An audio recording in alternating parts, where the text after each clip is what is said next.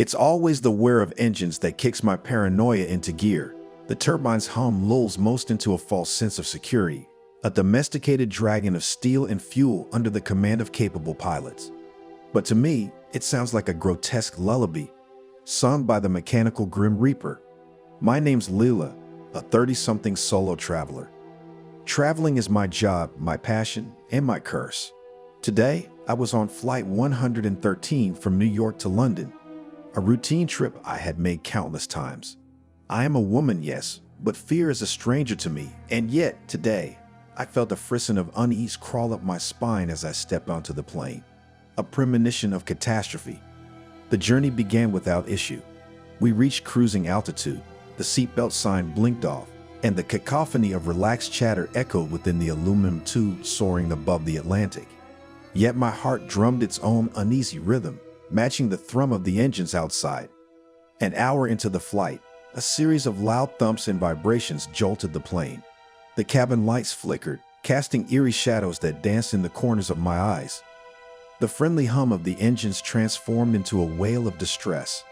Panic gripped the cabin, a silent tidal wave of terror that swept from front to back, leaving white-faced, wide-eyed passengers in its wake. My pulse quickened. As a frequent flyer, I recognized the signs. Turbulence, possibly severe. I pulled the seatbelt tighter, my knuckles pale and trembling. The flight attendants, masking their own fear with a veneer of professionalism, advised everyone to remain seated and buckled. A tense silence ensued, the hum of the engines now a monstrous roar in our ears. The plane started losing altitude rapidly. The stomach-churning drop felt like an elevator with cut cables. The calm, controlled voice of the pilot came over the loudspeaker, promising we were experiencing technical difficulties and that they were doing everything they could. The flight continued on, the minutes stretching into agonizing hours. Fear curdled into a horrifying realization that we might not survive. My mind darted to the cold, merciless Atlantic Ocean beneath us, but a kernel of hope was still kindled in my heart, refusing to be extinguished. Suddenly, a man in the adjacent row, a mechanic by trade, raised his voice, breaking the silent tension. He had overheard the crew's radio chatter. He explained the situation with a calm, practiced air. Both engines had malfunctioned, but the pilots were trying to execute a rare but doable procedure, a glide approach relying on the plane's aerodynamics and minimal engine power to keep us in the air. His calmness was infectious. Even as we experienced frequent drops and unnerving shakes, we clung to his words. Over the intercom, the pilot confirmed our worst fears and greatest hope: an attempted water landing. Fear was a bitter taste in our mouths, but it was balanced by the strange sense of relief that someone was fighting for our survival. The descent was terrifying. The plane rattled and screamed against the forces of nature. The flight attendants guided us through the emergency procedures, their voices shaky but strong. Everyone was silent, preparing for the impact. The crash was shockingly smooth. The plane kissed the surface of the water, the belly of the beast skidding along the waves. The cabin jolted, luggage tumbled, and screams echoed. Then, as quickly as it began, it was over. The plane bobbed gently on the open sea, an improbable lifeboat. Rescue was swift. A commercial ship not far from our location reached us in under an hour. As we huddled on the ship's deck, watching the dying day paint the sky with hues of blood and fire, I realized the absurdity of our survival. The uncanny odds, the impeccable execution of an almost impossible maneuver, the proximity of a rescue ship. The emotional roller coaster left me spent. Fear, horror, and paranoia had coursed through my veins, only to be replaced by relief and shock at our unlikely survival. I looked at the silhouette of our half-submerged airplane in the dying light, a symbol of our harrowing ordeal and a testament to human resilience. From then on, the whir of engines sings a different lullaby to me. It's a reminder that life is fragile, precarious, and unpredictable, but also remarkably tenacious, resilient, and full of miracles.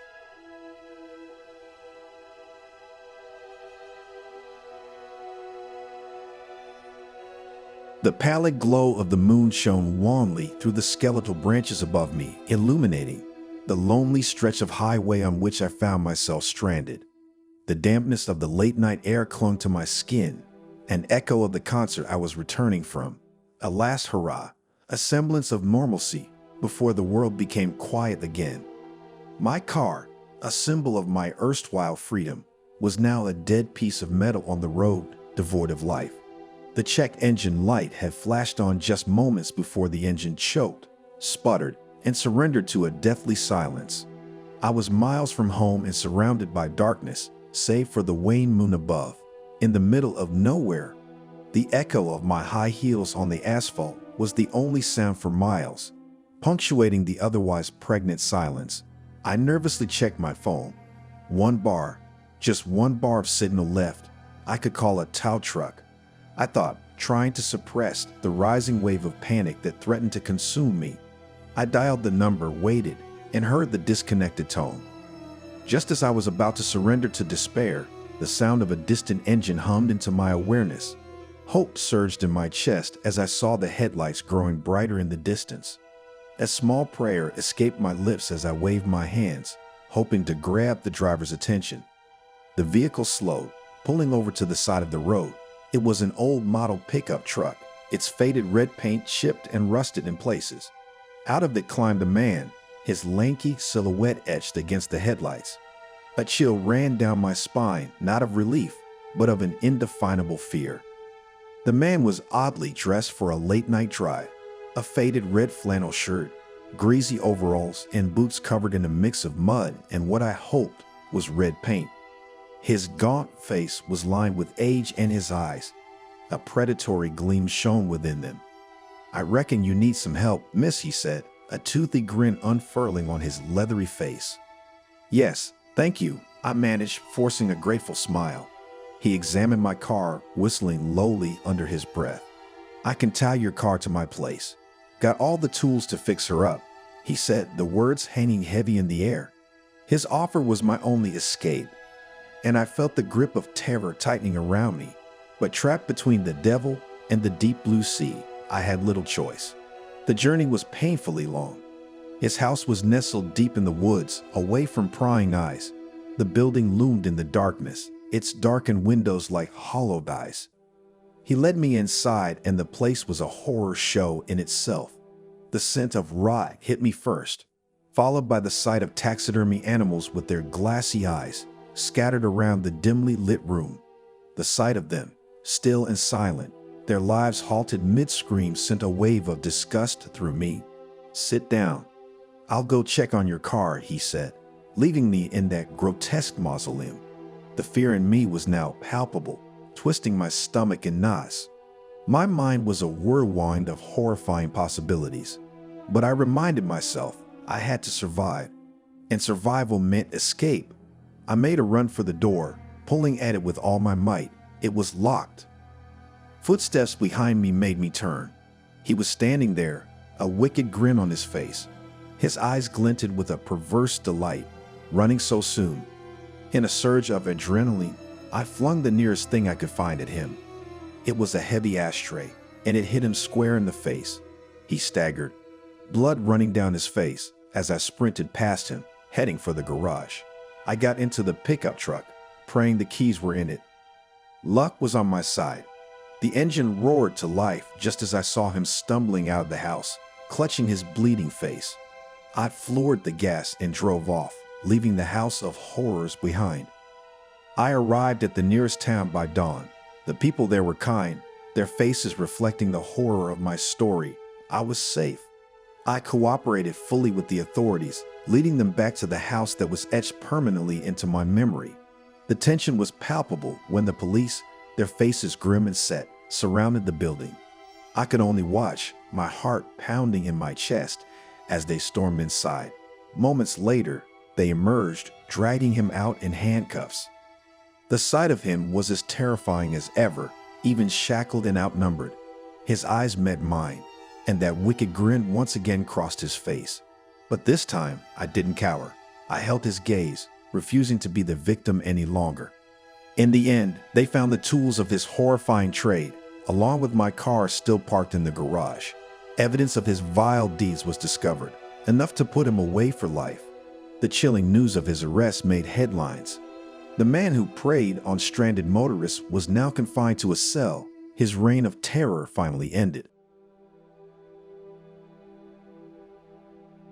Every night at the stroke of 11, I leave my cramped, one-bedroom apartment on the edge of town to make my way to Mickey's 24/7's convenience store. Tonight was no different. As usual, I'm the only living soul on the pothole-ridden streets, save for the occasional mangy alley cat on the prowl. Working the graveyard shift at Mickey's wasn't my first choice. In fact, it wasn't even my last choice, but tuition isn't going to pay itself. The solitude is what gets to me the most, just me, the buzzing fluorescent lights, and rows upon rows of prepackaged food and cheap liquor. At precisely 3:33 a.m., the bells over the door jingled, their usually cheerful sound dissonant in the dead of the night, and walked a man, draped in a tattered, mud-caked overcoat that hung loosely over his skeletal frame. His face, partially hidden beneath a weathered fedora, was a gaunt specter, pale with hollowed eyes that stared unblinkingly ahead. He carried an aura of malevolence that filled the room, making the air feel heavier. The fluorescent lights flicker and buzz more urgently. As he walked, his shoes squeaked on the pristine linoleum floor, leaving a trail of dirty footprints that gradually darkened to a sickly, rotten black. Each step felt like a heartbeat, growing louder and more terrifying with every passing second. His shadow, grotesque and elongated, danced with a life of its own, shape-shifting in the harsh store light. Ignoring the wall of chips and candy bars, he made his way straight to the back, disappearing into the chilled air of the refrigerator section. The sound of his breath echoed across the silence, a ghoulish wheeze that was sickeningly wet, as though he was gargling water mixed with thick flame. The man was an anomaly in the monotonous cycle of drunks and insomniacs that usually frequented Mickey's. My palms were damp, my heart pounding against my ribs like a wild animal caught in a trap. I took slow, deep breaths, trying to ease the rising panic within me. I wasn't one to get scared easily, but this man, this creature, filled me with a dread I'd never experienced before. For what felt like an eternity, he lingered, his ragged breath and occasional scratchy cough the only sound in the otherwise quiet store. When he finally emerged, his bony hand clutched a single item, a carton of milk. As he placed it on the counter, a waft of decaying flesh and wet earth hit me, making me gag. His eyes finally met mine, cold and lifeless as a shark's. I could see a bottomless hunger within, a craving that couldn't be satiated by food or drink. It was a void that yearned to devour everything it came across, a dark abyss that threatened to swallow me whole.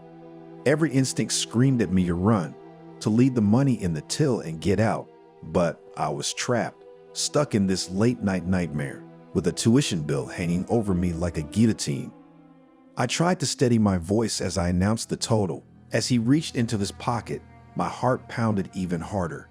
His hand emerged holding the few crumpled bills, but beneath the bills, a metallic glint caught my eye, a switchblade, hidden, but unmistakably there. Time seemed to freeze, my life hanging in the balance, dictated by the actions of a stranger. My mind raced, formulating a plan. I needed a weapon, something to level the playing field. The milk? It was my only chance. As I reached for the carton, I deliberately knocked it over, the liquid splashing all over the counter. Catching the stranger off guard, in his moment of surprise, I grabbed the cash tray from the register, its hefty weight reassuring in my grip. With a primal scream, I swung it at him, hitting him square in the jaw.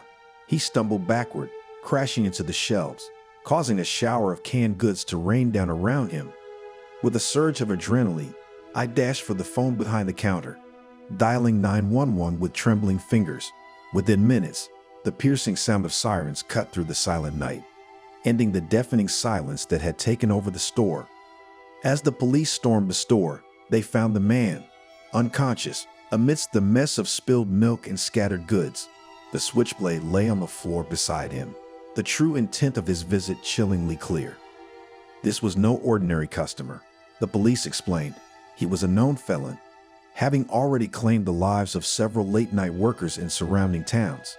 As they carted him away, I sat, wrapped in a shock blanket, trembling from the encounter, I had survived a brush with death. A new day was dawning, and the night shift was finally over.